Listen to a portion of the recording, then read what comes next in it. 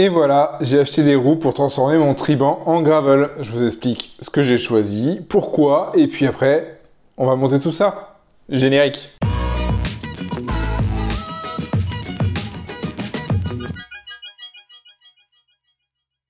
Bonjour à tous. J'aurais pu me contenter de changer les pneus, mais au final, j'ai préféré faire une seconde paire de roues complète pour pouvoir changer selon l'envie. Bien sûr, j'ai voulu rester cohérent avec le vélo, donc j'ai essayé de faire le meilleur rapport qualité-prix. Alors, on a quoi ?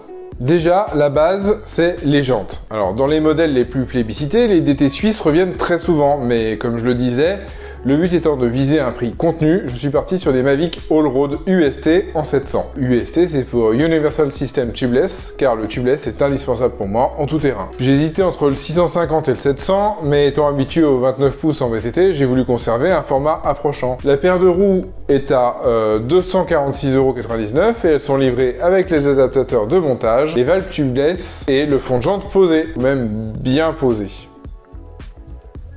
Ensuite, les pneus. Alors là, pareil, pas mal de choix. Alors, mon cahier des charges étant d'avoir des pneus tubeless, avec un bon rendement, sans besoin d'aller sur des chemins défoncés. J'ai mon VTT pour ça. Il fallait aussi qu'il puisse être accédé par le cadre du Triban, qui est donné pour du 36 mm de large maximum. D'après mes lectures, certains modèles en 38 mm peuvent passer, et c'est ce choix que j'ai fait. Et j'ai pris des Hutchinson Override 700 par 38 renforcés. Et j'en ai pris deux. Ensuite, les disques de frein. Alors là, c'est un petit peu au pif que j'ai choisi.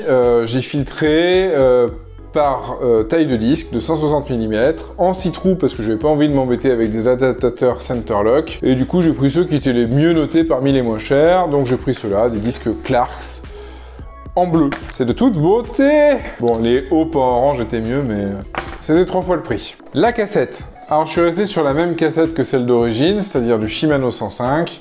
À la seule différence que j'ai pris une 1134 dents au lieu de la 1132 d'origine, probablement un peu plus adaptée au tout-terrain. La voilà la belle cassette. Et pour finir, les axes de roue. Bon, c'est du quick release quoi, mais voilà, hein. C'est un vélo à 850 € à la base. Hein. Puis je vous ai pas montré les accessoires des jantes, les adaptateurs de roue pour l'arrière, les valves tubeless, les petites cales. Bref, super complète ces jantes, vraiment top. Ben voilà, il n'y a plus qu'à faire le montage. Eh bien nous voilà dans le jardin. Alors de quoi on va avoir besoin pour monter ces pneus? Alors déjà d'une pompe et des montes pneus. Ensuite on va avoir besoin d'un outil pour démonter les cassettes Shimano. Et puis aussi de clés dynamométriques. On va avoir besoin de la valve tubeless, du disque de frein, de préventif. Moi j'utilise du Squirt. Depuis que j'ai vu le test de Blow Up et Bobot dessus, j'ai complètement changé pour celui-ci, j'en suis super content. Il vous faudra la cassette pour la roue arrière et bien sûr la jante. Sans oublier son adaptateur, mais ça on revient dessus après. Il vous faudra aussi le pneu et un petit chiffon. Ah oui, et puis de la musique aussi, et surtout un bon café. Important le café. Allez, c'est parti, première étape, le montage de la valve tubeless. Alors c'est tout simple, il suffit de mettre la valve correctement à son emplacement, de mettre le petit joint et de resserrer par-dessus, juste avec les mains sans trop forcer, mais pour que ce soit étanche quand même. Une fois installé, il suffit de démonter le bout de l'embout Presta avec le petit outil fourni.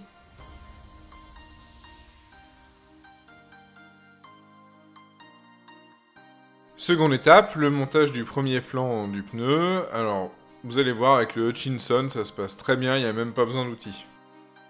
Petite précision importante, le Hutchinson n'a pas de sens de roulement spécifique, mais il faudra faire extrêmement attention à ça sur d'autres pneus.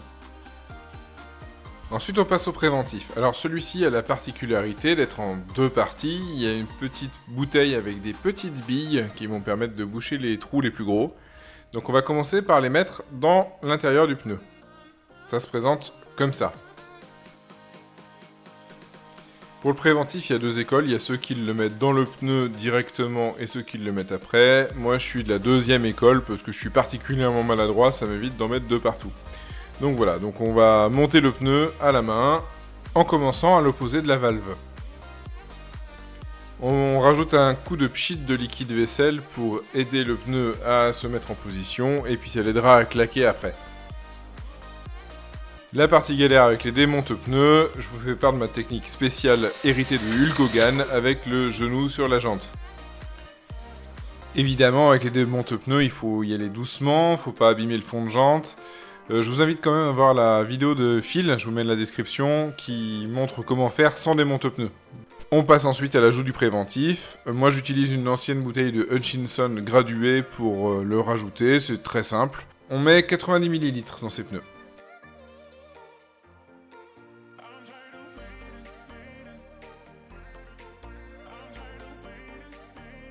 On remet l'embout Presta, et puis une petite gorgée de café pour se donner du cœur à l'ouvrage, et maintenant, on va pomper.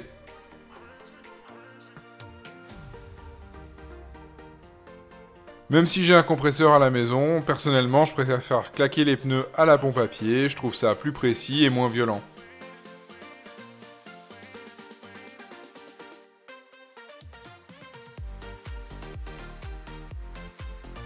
Un petit coup de chiffon pour nettoyer le produit de vaisselle qui a moussé et le préventif qui est éventuellement sorti. On fait un rapide contrôle pour vérifier que le pneu est bien à sa place. Et puis après, on va s'occuper de répartir le liquide de partout. Pour cela, on va prendre le pneu à l'horizontale et on va le secouer petit à petit en le faisant tourner pour répartir le liquide de partout à l'intérieur de la jante. Et puis on va répéter l'opération sur l'autre côté. Ensuite, on va placer le disque de frein en faisant attention à son bon sens. Il y a des flèches marquées dessus, et puis de toute façon, les écritures doivent être généralement à l'extérieur. Deux autres choses à respecter lors du montage du disque, c'est d'abord le couple de serrage à la clé dynamométrique, et puis l'ordre de serrage des vis. C'est-à-dire qu'on va faire un serrage en étoile.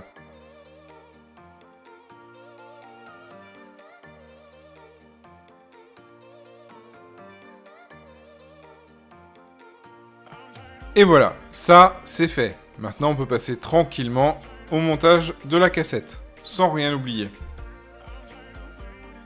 Première chose à faire, lubrifier le corps de roue libre pour pas qu'il n'y ait d'adhérence quand on va la démonter plus tard.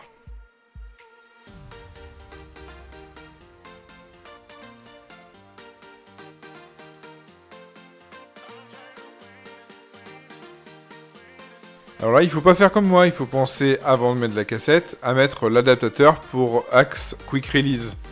Sinon, vous en serez quitte pour un coup de fouet à chaîne redémonté pour pouvoir le changer. C'est tout bête, il suffit de tirer sur l'embout existant et de remplacer par l'adaptateur. On positionne la cassette en fonction des encoches sur le corps de roue libre. Puis on lubrifie l'écrou central et on va le serrer au couple, grâce à l'outil de montage de cassette.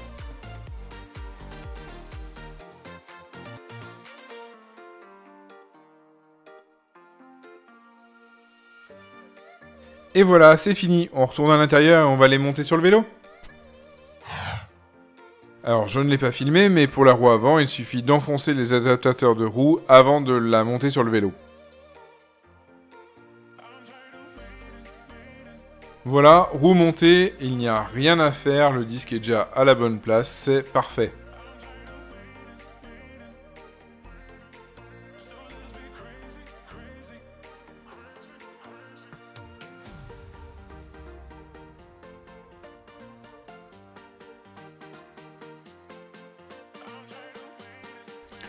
Pour la roue arrière, le disque frottera un petit peu contre les plaquettes, donc il faudra juste régler un petit peu l'étrier, mais rien de bien grave. Et puis concernant les vitesses, tout passait bien sur le pied d'atelier de base sans rien toucher. Il a fallu ajuster un tout petit peu la tension du câble sur le terrain. J'ai fait 4 clics au niveau du réglage et c'était parfait. Voilà, ça y est, les roues sont montées et parfaitement fonctionnelles. J'espère que la vidéo vous aura un petit peu aiguillé sur votre choix, vous aura rassuré sur le fait que c'est super simple à monter, même si, comme moi, on n'est pas mécanicien. Si vous avez des questions, n'hésitez pas à les poser en commentaire. Et puis, comme d'habitude, si vous avez aimé cette vidéo, je vous invite vraiment à vous abonner, ça m'encourage énormément. Puis je vous dis à la prochaine pour le test sur le terrain.